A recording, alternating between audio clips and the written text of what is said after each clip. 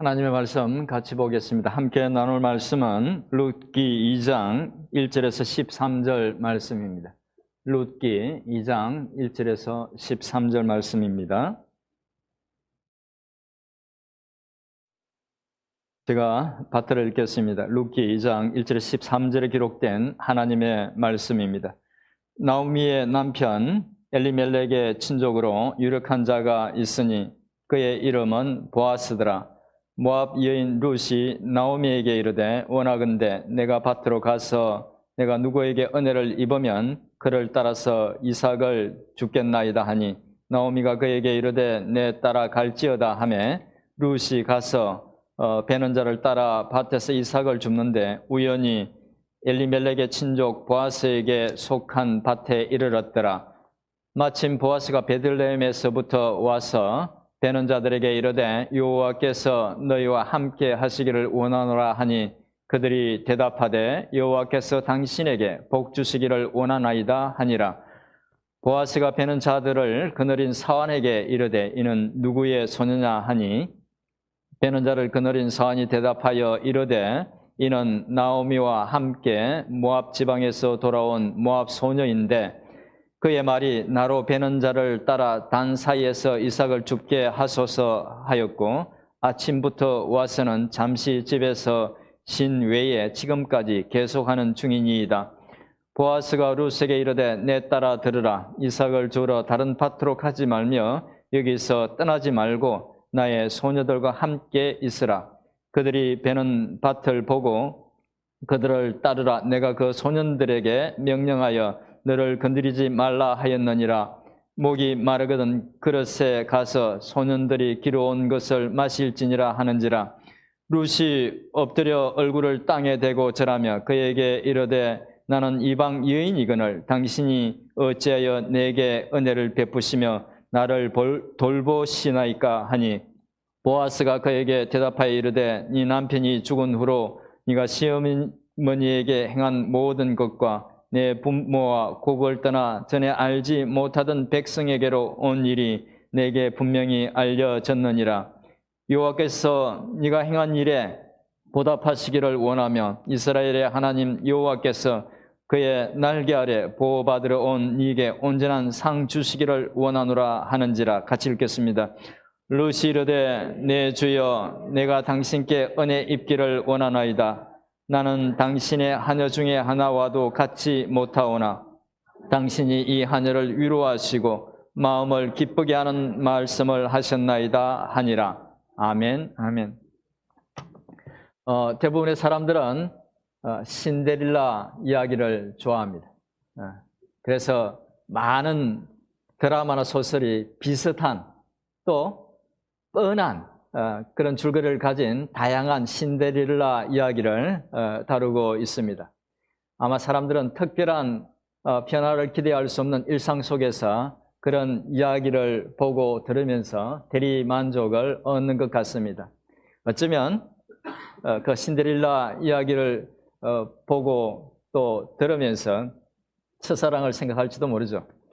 또 지금 살고 있는 배우자가 아니라 자기를 좋아한다고 따라다니던 그 사람과 결혼했더라면 그 드라마나 소설의 주인공처럼 되지 않았을까라고 상상하면서 보고 있을지도 모릅니다. 예, 저는 그렇지 않습니다. 믿거나 말거나 저는 그렇지 않습니다. 아무튼 성경 감히 이제 부인이 옆에 있는데 어떻게 그런 상상을 할 수 있겠습니까? 그죠? 예. 아무튼 성경 속에 그런 신데렐라 이야기와 비슷한 그런 이야기가 있습니다. 우리가 나누고 있는 룻기가 바로 그런 내용입니다. 그런데 다양한 신데렐라 이야기들의 공통된 줄거리가 하나 있죠. 그것은 어려운 시간을 보내던 예쁜 여주인공이 왕자와 같은 특별한 사람을 우연히 만나게 된다는 것입니다. 룻기에도 그런 내용이 나오는데 오늘 나누게 될 말씀이 바로 그 특별한 만남에 대한 내용입니다. 그 만남이 어떻게 이루어졌는지 또 그들이 만났을 때 어떤 대화를 처음 주고받았는지를 살펴보면서 말씀을 통해서 주시는 교훈들을 생각해 보도록 하겠습니다.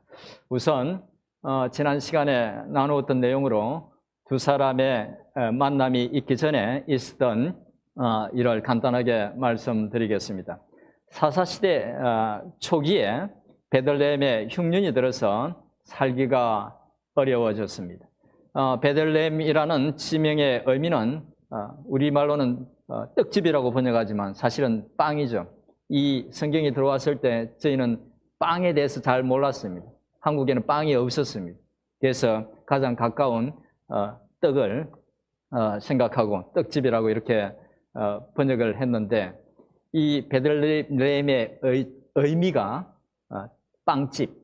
그런데 아이러니하게도 빵집에 빵이 없었던 것입니다. 젖과 꿀이 흘러야 할 약속의 땅에 흉년이 들었던 것은 그곳의 사람들이, 그 베들레헴과 또 유다 사람들이, 이스라엘 사람들이 하나님의 뜻대로 살지 않았기 때문이었습니다. 흉년이 일종의 하나님의 징계였던 것이죠. 그렇게 베들레헴에서의 생활이 어렵게 되자 엘리멜렉이라는 사람이 아내 나오미와 두 아들을 데리고 하나님이 상종하지 말라고 하신 그 모압 사람들이 사는 곳으로 가서 살았습니다. 그런데 불행하게도 그도 죽고 엘리멜렉도 죽고 그곳에서 모압 여인과 결혼했던 두 아들도 죽고 아내 나오미와 두 며느리만 남게 되었습니다. 남자들은 모두 죽고 가부 셋만 남게 된 것이었습니다. 그때 나오미는 하나님이 베들레헴에 양식을 주셨다는 말을 듣고 다시 베들레헴으로 돌아가기로 결정했습니다. 그리고 돌아가는 도중에 모압 사람인 두 며느리에게 자신의 친정으로 돌아갈 것을 강권했습니다.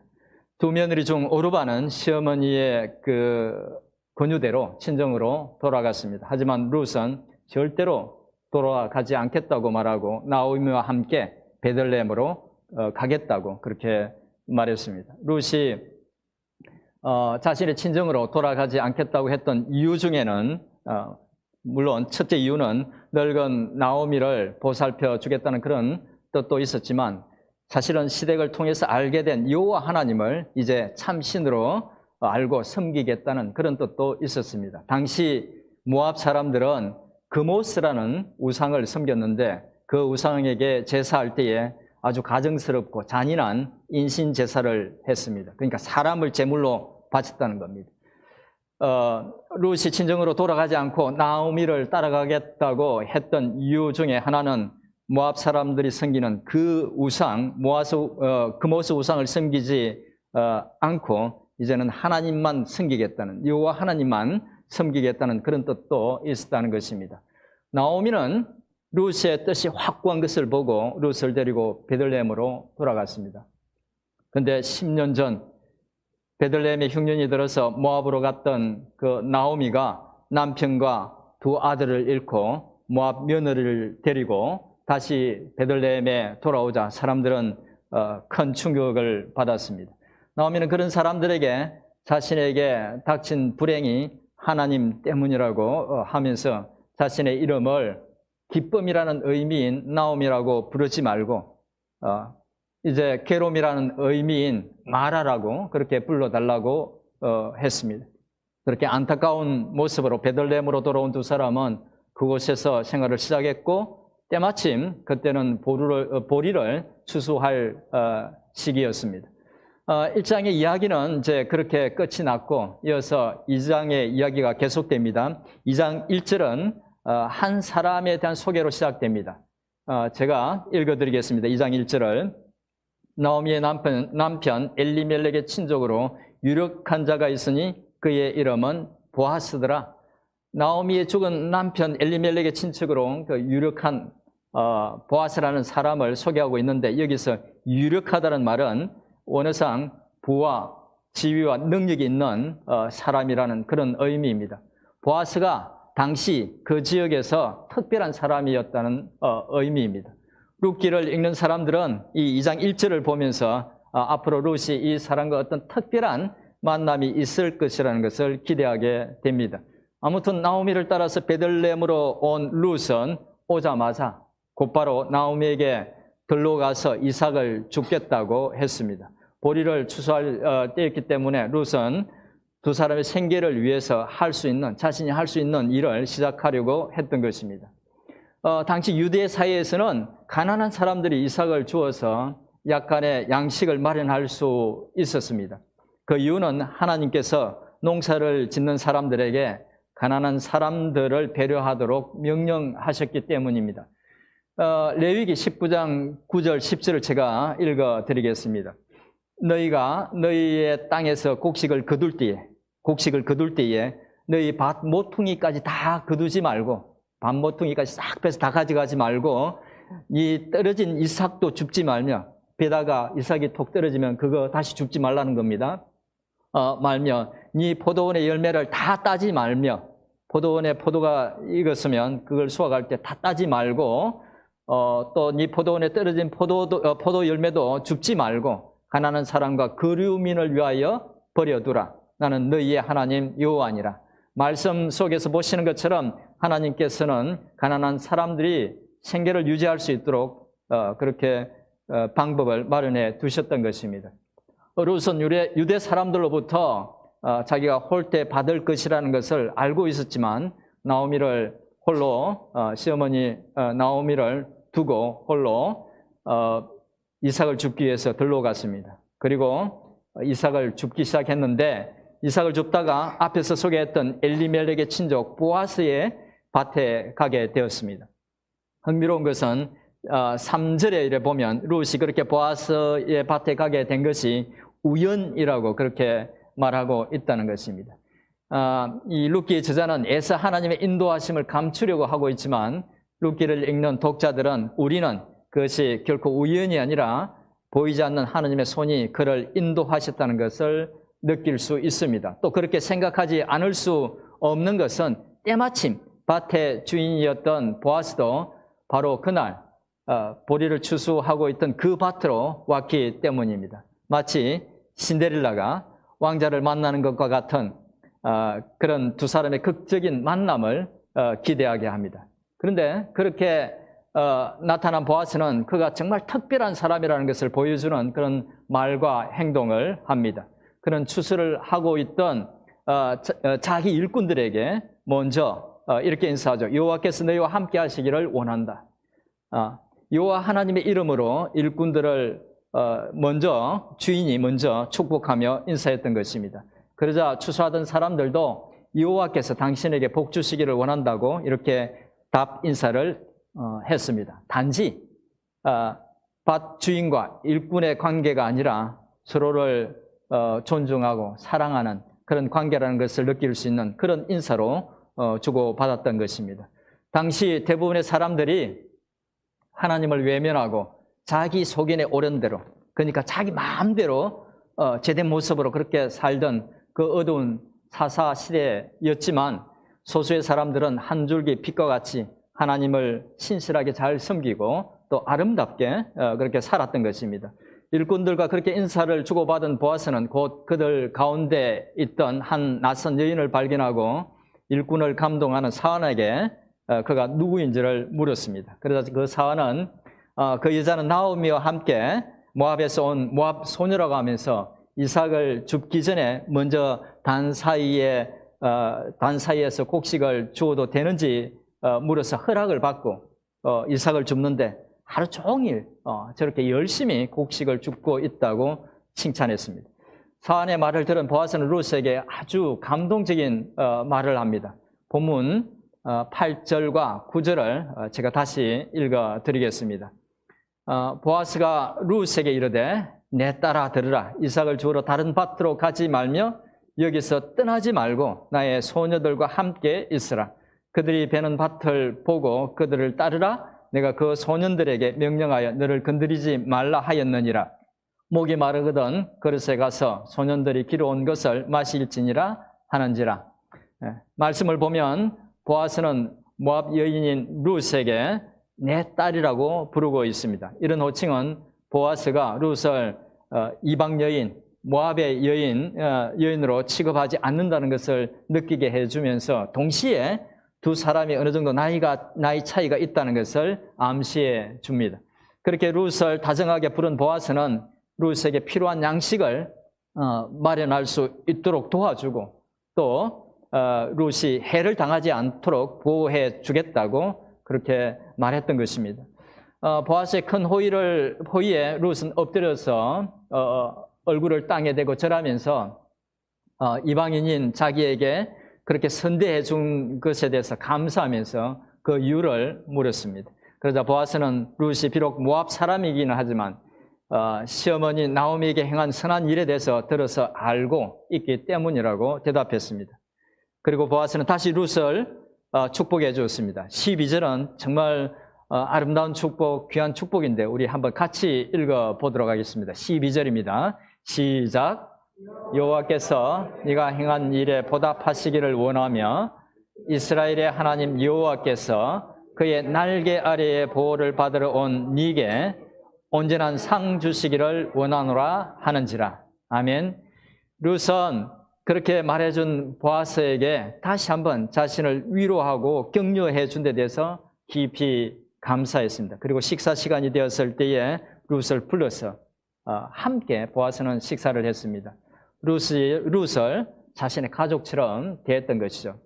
19에 다시 일을 시작할 때에 보아스는 일꾼들을 불러서 룻이 곡식 단 사이에서 이삭을 주울 수 있도록 배려해 주라고 당부하고 혹시 실수하더라도 꾸짖지 말고 또 곡식을 거둘 때에 따발에서 일부러 조금씩 뽑아서 버려서 룻이 주울 수 있도록 하라고 명령했습니다. 보아스는 그저 말로만 룻을 선대한 것이 아니라 실제로 섬세하게 배려했던 것입니다. 그리고 보아스의 섬세한 배려 덕분에 룻은 많은 곡식을 주어서 집으로 돌아왔습니다. 시어머니 나오미는 며느리가 가져온 많은 곡식을 보고 놀라서 누구 밭에서 일을 했는지 물었습니다. 룻은 자기가 만난 사람이 보아스라는 사실을 나오미에게 알려주었습니다. 나오미는 며느리의 이야기를 듣고 보아스가 기업 물을 자 중에 한 사람이라고 말해 주었습니다. 당시 이스라엘 율법에는 어떤 유대인이 가난하게 되어서 자기 소유를 팔거나 땅을 팔거나 혹은 자신 더 이상 팔 것이 없어서 자신을 남의 종으로 이렇게 팔게 되면 그의 가까운 친척 중에 하나가 값을 대신 지불하고 그 사람의 소유와 그 사람을 찾아오도록 하는 그런 법이 있었습니다. 그렇게 친족의 어려움을 해결해 주는 사람을 가리켜서 기업 물을 자, 또 히브리어로는 고엘이라고 불렀습니다. 그런데 고엘은 친족의 소유물을 되찾아서 자기가 하는 것이 아니라 그 사람에게 되돌려 주어야 했기 때문에 고엘이 된다는 것은 많은 손해를 감수해야 하는 어려운 역할이었습니다. 룻은 보아스가 바로 그런 역할을 해줄 수 있는 가까운 친척이고 또 기업 물을 자 중에 한 사람이라는 말을 듣고 그 보아스가 자기에게 추수를 마칠 때까지 다른 사람의 밭에 가지 말고 자기 일꾼들 사이에서 곡식을 주우라고 했다는 말도 나오미에게 전했습니다. 그러니까 자기를 그렇게 특별하게 배려해주고 도와줬다는 말을 나오미에게 전했던 것이죠. 이후 룻은 보아스가 배려해 준 대로 추수 기간 동안에 보아스의 소녀들과 함께 안전하게 이삭을 주어서 필요한 양식을 마련했습니다. 이상에서 이제 말씀드린 내용이 룻기 2장의 내용인데 오늘 말씀 속에서 돋보이는 것으로 두 가지만 생각해 보도록 하겠습니다. 첫째는 하나님은 눈에 보이지 않아도 당신의 백성과 함께 하시고 인도하고 계신다는 것입니다. 나오미는 연약한 여인으로서는 아주 견디기 힘든 큰 불행을 겪었습니다. 이국 땅에서 사랑하는 남편과 두 아들을 잃는 큰 슬픔을 겪었습니다. 그래서 나오미는 하나님을 원망하게 됐죠. 그런 어려움을 지나고 있을 때 나오미는 하나님이 정말 원망스러웠고 또 결코 자신을 위하시는 그런 하나님으로 여겨지지 않았을 것입니다.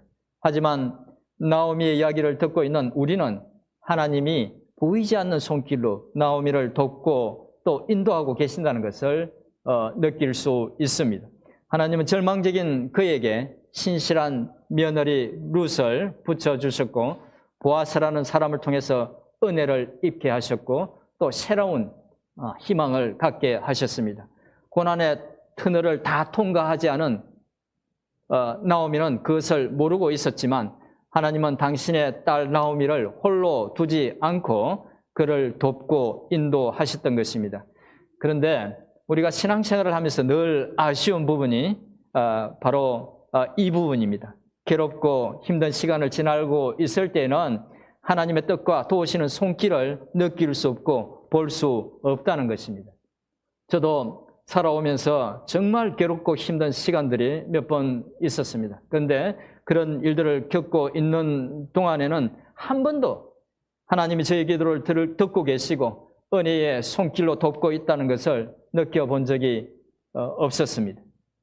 그 모든 괴롭고 힘든 시간이 끝나고 나서 뒤돌아봤을 때에 하나님이 그 모든 순간에 함께 하셨고 절묘하게 저를 도우셨다는 것을 고백할 수 있었습니다. 그리고 그런 일들을 통해서 하나님이 의도하신 것이 무엇인지도 깨달을 수 있었습니다.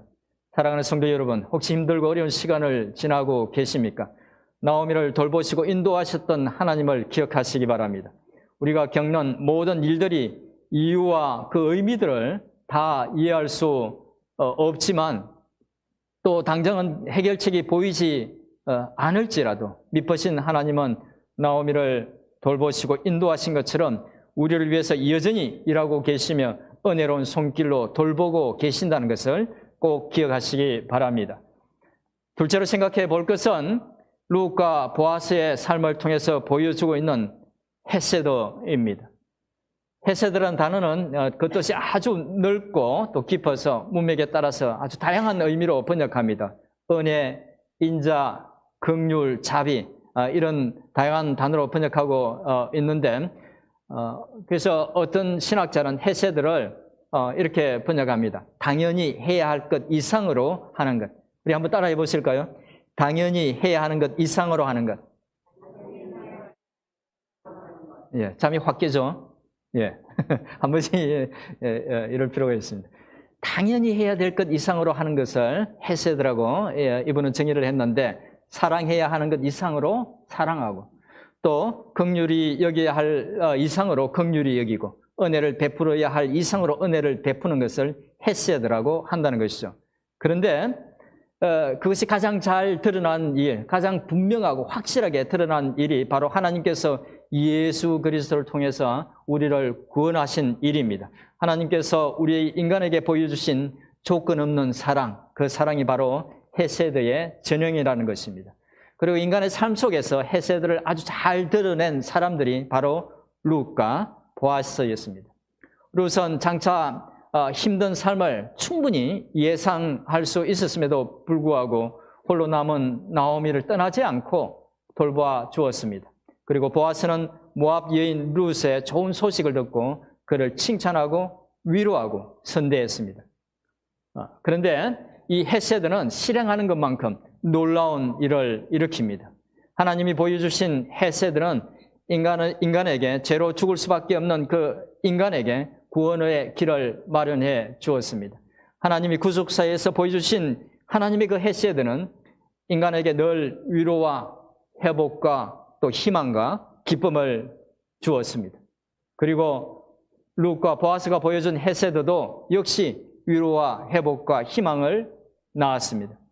서로가 베푼 헤세드 때문에 보아스와 룻의 좋은 관계가 또 만들어지고 그의 희망을 품을 수 없었던, 희망을 가질 수 없었던 룻과 나오미에게 새로운 희망이 생겨났고 또 꿈조차 꿀 수 없었던 일이 이루어졌습니다. 그렇다면 이 헤세드가 어디에 가장 필요할까요? 그렇죠, 교회입니다. 요즘은 사회 전반의 개인주의가 팽배해서 교회에서도 다른 사람들에 대해서 다른 사람들이 어떻게 사는지 어떤 힘든 일들이 있는지에 대해서 별로 관심이 없습니다. 관심이 있다면 가십거리에나 관심이 좀 있습니다. 하나님이 당신의 백성들에게 보여주고 그렇게 살기를 원하시는 가장 중요한 가치가 교회 안에서 많이 없어진 것입니다. 신앙을 갖는다는 것은 하나님이 가르쳐 주신 삶의 원리를 따라 사는 것입니다. 그리고 교회는 그런 원리를 실천한 곳이 되어야 합니다. 룻이 나오미에게 보여주었던 또 보아스가 룻과 나오미에게 보여주었던 그 무엇보다 하나님이 그리스도를 통해서 우리에게 보여주셨던 헤세드를 실천하는 곳이 교회여야 한다는 것입니다. 저희 교회가 그런 복된 곳이 되기를 축원드립니다. 이제 말씀을 정리하겠습니다. 우리가 때로 세상 속에서 사방으로 우겨쌈을 당하기도 하고 답답한 일을 당하기도 하고 핍박을 받기도 하지만 그럼에도 불구하고 우리가 낙심하거나 좌절하지 말아야 하는 것은 우리의 눈에는 보이지 않아도 선하신 하나님께서는 당신의 헤세드의 사랑으로 당신의 백성인 우리를 여전히 백성을 위해서 여전히 일하고 계시기 때문입니다. 룻기는 우리 하나님이 바로 그런 하나님이라는 것을 보여주고 있습니다. 사랑하는 성도 여러분, 우리가 살아가는 삶이 결코 녹록하지가 않습니다. 하지만 우리에게는 신실하신 하나님이 계십니다. 우리를 위해서 십자가에서 죽어주신 주님이 계십니다. 비록 삶이 쉽지 않을지라도 하나님의 헤세드의 사랑을 믿고 또 헤세드의 사랑을 실천하면서 살아가는 우리 모두가 될 수 있기를 주님의 이름으로 축원드립니다. 주신 말씀 생각하면서 2, 3분 정도 통성으로 기도하겠습니다.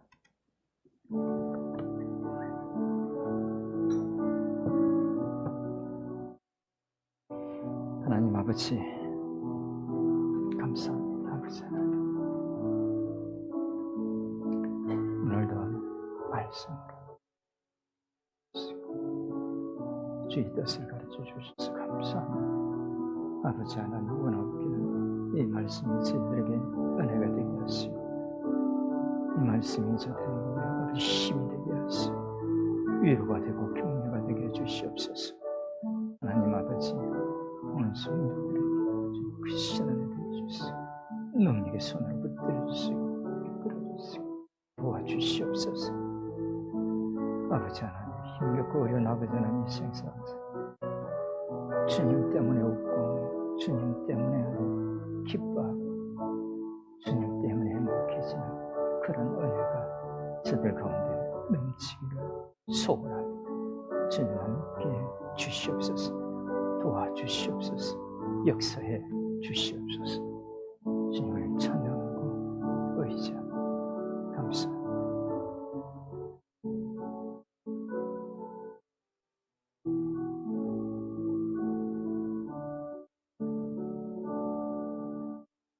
살아계신 하나님 아버지, 오늘도 말씀으로 저희를 교훈해 주셔서 감사합니다.